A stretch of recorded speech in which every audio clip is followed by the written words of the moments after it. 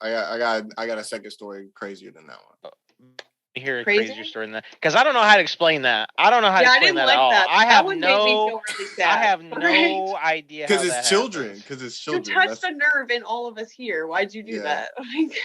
Damn, I should have saved that one for last. I should have Googled how to say that word before I told y'all that story. All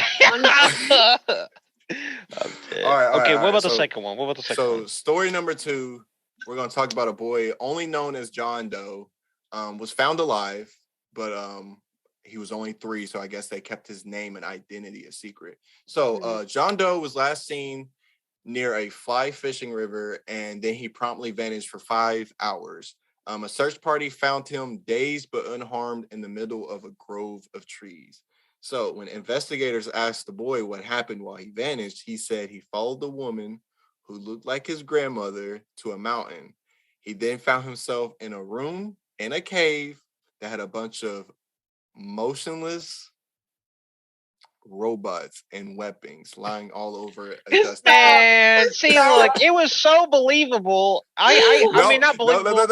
No. Okay. I know it's crazy, and it's like, okay, he had an overactive imagination, right? Okay, but the shocking part of the story is that, first of all, the boy claimed that he noticed a strange glow coming from the strange old woman's head, suggesting that she was a robot, right? And she asked him to defecate on a piece of paper, and he said no. And she got fucking mad and aggressive. Dude, what? Okay, so first instinct I'm going to say is I could see how that's probably believable, that he saw, like, you know what I'm saying? Like, that seems maybe somewhat believable. I do think that when he got to the cave and talk about the robots, I think his imagination took over there because, you know what I'm saying? Like, wow, those are way too, opposite ends of the spectrum or whatever. Bro, I'm getting there because it gets crazy. It gets crazy. Okay, bro. go ahead. No, go ahead. Finish. So the woman then said that the boy was from outer space and that he was planted in his mother's wombs. She then told him to go and wait in the trees, and that's where he was found, right? So now at this point, like I said, you could say he has an overactive imagination. But this is where the story gets spookier. His grandmother, who had gone camping with him, claimed that she was dragged out of her tent late at night, and she woke up to a strange pain in the base of her neck, and they found 2 small holes near the back of her head. Is this a true story? This is a true story. Yes, bro. I wasn't looking up fake shit. Okay. Okay, look. I was looking up real shit. I don't know. Why'd she want him to shit? Why'd she want him to shit on paper? That's what I'm saying. What does she want with that, bro?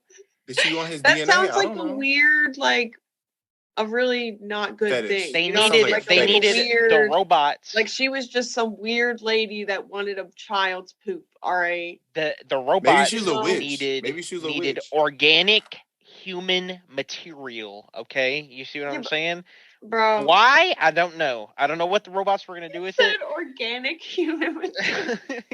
I mean, that's the only thing I can think of because they don't want to be like, take his body, I guess, or whatever. Why his shit? Him. Why anything else?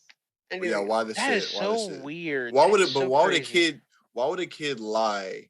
Why would he make that up? Like, yeah, he's 3 years old. Why would he say, "Oh, this woman who could have been a robot asked me the shit"? Who I have a 4-year-old, and not even she could come up with something like that on her own. You know what I'm saying? And that's the first thing you say when you're found after you disappeared for 5 hours. It's not like you talk to someone and then they put that story in your head. What if it's not? What if it wasn't robots? What if it was extraterrestrials and he just only knew how to explain it as robots? You know what I'm saying?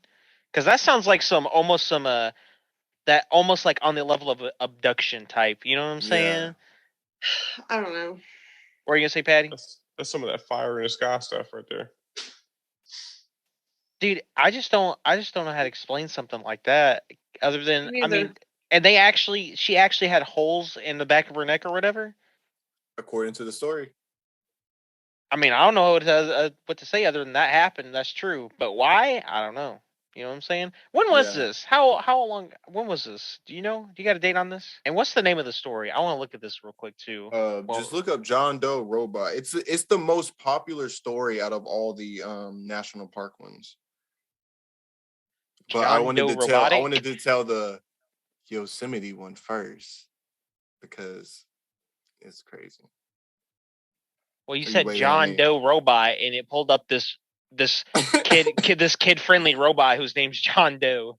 So I had to get something else. I gotta go ahead. Did you find it? Here it is. I found it. Yeah, how old is this child now? He's 3 in the story. I don't know how old he is now. I mean, and he's John Doe for a reason. He don't want people to know he's who he is, I guess. Hey, you're the boy that shit in the woods for an old man. For your grandma. The article says October 1st, 2010. He was 3.5. This was recent. Okay, but 11 years ago. Yes, he was 14. 14. Still underage. So what? My thing is, what was so when she said that, because I'm reading the thing right now, when he said that the lady told him that he was planted in his mother's womb, that's like what is, then that makes me want to go ask the mom, you know what I'm saying? Or that goes back to that alien story, or like it could have been aliens and they're telling you like, this is where you from, dog, you were an alien put in the womb. But why did you want me to shit is my question. That's what I keep asking. I keep wondering what's the poop? What's the significance of the poop, dude? There has to be significance. So far we got the Yosemite missing children and the John Doe. Which one's crazier so far? John Doe by far. That's Definitely just John Doe. That's so crazy. That's just such an insane story. That's just that's just too crazy. Yeah, I feel bad for him.